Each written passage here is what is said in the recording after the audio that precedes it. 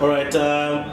Well, commiserations for the loss of the series, but you've really played some good cricket. What are the takeaways for you in this particular series? Yeah, we've played a lot of good cricket. Our batting has at times been awesome, and then at times we've sort of let ourselves down. So there's probably a few takeaways we saw today. When Sean and a couple of those guys were batting, and they just didn't give us a chance. Whereas a few of our guys throughout the series have sort of gotten to that 50, 60 or 40 mark and sort of found a way to get out. So it's something to take home. Obviously, Zimbabwe in these conditions, they know them quite well. They bowl well to them, and they bat well to them as well. So we'll be back here in a few months, and hopefully we'll take a few of those learnings into it. Is there still some lingering disappointment from the second game? You were in a really strong position up until Wesley Madiveri took that hat-trick. Do you think that psychological impact has carried over into the third game, because it looked like you were heading for a comfortable victory in the second game? I don't think it affected this game. Obviously, it would have been nice to win that game. I suppose Zimbabwe would probably say they should have won the first game as well, and we fought back and managed to win that game. So, I think we obviously missed an opportunity there to win the series or go up 2-0. But I thought we came into this third game with a plan. I thought we batted reasonably well without sort of getting to that 250, 260 mark. And obviously just 230 wasn't enough. The fact that it was a competitive series against a full-member nation, what does it say about the development of associate cricket? We consider ourselves around this mark anyway. So we've obviously played a lot of cricket against Zimbabwe. We've beaten Zimbabwe a lot of times. So we consider ourselves on the same level as a lot of these teams. So Scott, maybe just looking at the trajectory of your team, you had names such as Ryan Tentoskate playing for you guys, Rolf van der Merwe, but now you've got a young squad, and in particular I would like you to zone in on the way that Shariz Ahmed has handled himself as a leg spinner. Leg spin is quite tough to bowl limited overs, but how do you feel he has progressed within your side? Yeah, he's obviously an extremely exciting talent.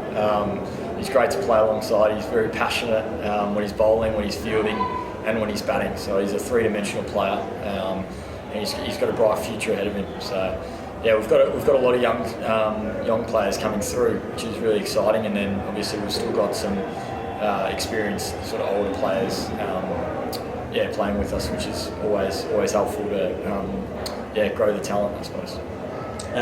And just to follow up on that one, I do know you should be heading to South Africa from here. Generally, what is the mindset going into that one? We know they are currently playing the West Indies. They've had a pretty successful tour, but you've got maybe that victory at the World Cup in the back of your mind. Are all of these things maybe spinning in your head now, or is it a clean slate and we start afresh? It's a different format. So we obviously go there with an ambition to take a game or two. We've got to come there and play good cricket. It's obviously in their conditions as well. So we're going to have to find some ways to get their batters out and how to negate some of their better bowlers. And this is your first series defeat to Zimbabwe in like 3-4 years in ODIs. How much of a setback do you think it is in terms of the progression of Dutch cricket on a bigger picture?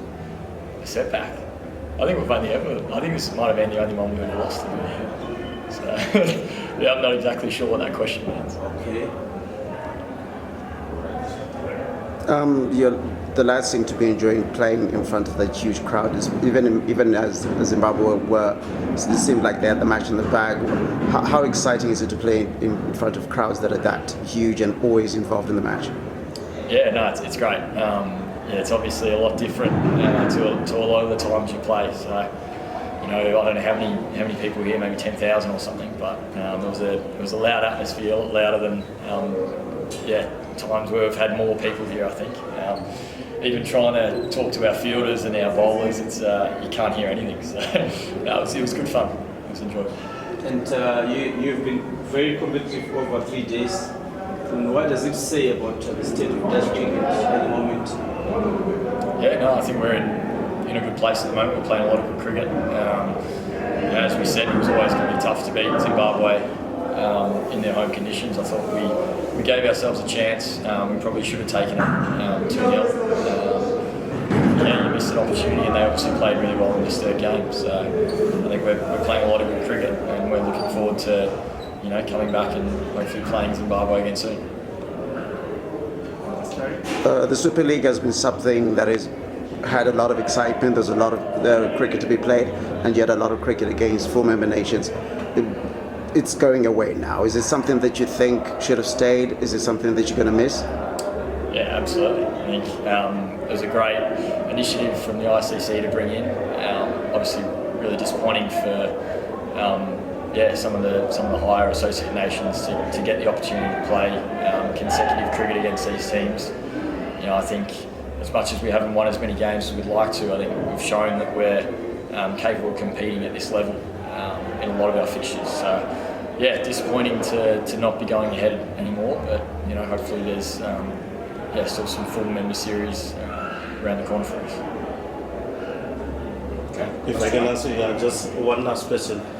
Your general view now, I think we've seen how you guys, the Netherlands, Scotland, Ireland are really coming up and actually even beating some of these full member sides. Your general overview in terms of how the game of cricket is spreading and now allowing other nations, which historically, I would say in quotes, wouldn't have been expected to beat big sides but are now beating big sides. What is your general thought around that? Yeah, I don't know. So as I said, I think we consider ourselves around the mark with teams like Zimbabwe. So we come to these grounds, we expect to win. We're disappointed if we don't win. So yeah, we like to think we're at the level, and we've competed and beaten a lot of these teams in the past and recently. So yeah, we're excited about where we're at, and we look forward to continuing to push these teams and beating them.